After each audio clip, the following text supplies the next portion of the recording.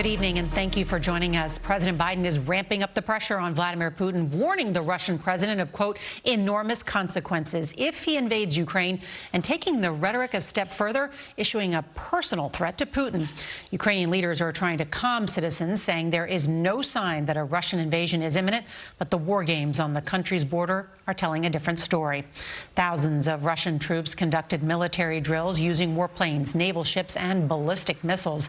And while U.S. troops wait on heightened alert here, about 300 anti-tank missiles and other American-made weapons like bunker busters arrived in Kyiv today. We were there to see it. Well, the administration says diplomacy isn't dead, but tensions are still mounting. The U.S. and allies have vowed to hit Russia with sanctions like never before if Moscow invades. We've got two reports tonight, one from inside Ukraine, but we'll start here in Washington with CBS's Ed O'Keefe at the White House. Good evening, Ed.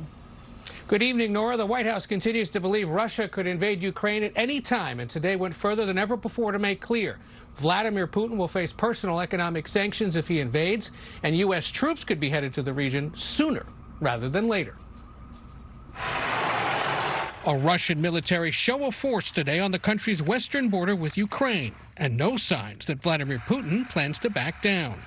That's why President Biden, shopping today at a small business in Washington, says he may soon deploy to Eastern Europe some of the almost 9,000 U.S. troops he's put on heightened alert. I may be moving some of those troops in the nearer term, just because it takes time.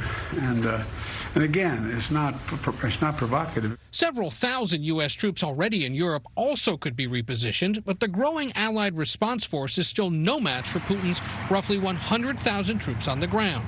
At this point, almost completely encircling Ukraine. The White House says an invasion is imminent, and Mr. Biden summoned his top national security advisors for a meeting on the crisis, saying he would specifically target Putin with economic sanctions if the Russian leader invades. If he were to move in with all those forces, it would be the largest invasion since World War II. It would change the world. The Russians reiterated today they have no plans to attack. But the administration, fearing Putin could cut off fuel shipments to run through Ukraine in the coming weeks, is now working with oil and gas suppliers around the globe to ensure there is adequate supply. Some Republicans say they fear Mr. Biden is still moving too slowly against Putin. Even when they're taking the right steps now, those right steps tend to be half measures, and they're certainly much too late. But Senate Minority Leader Mitch McConnell, a frequent critic of the president, has a different view. It appears to me the administration is moving in the right direction. Ed joins us now from the White House. So what are you hearing about U.S. troop deployments? Well, CBS News has learned tonight the Pentagon is preparing to announce that elements of the Army's 82nd Airborne Division out of Fort Bragg, North Carolina, could be among the elements deployed to the region. Nora? Ed at the White House, thank you.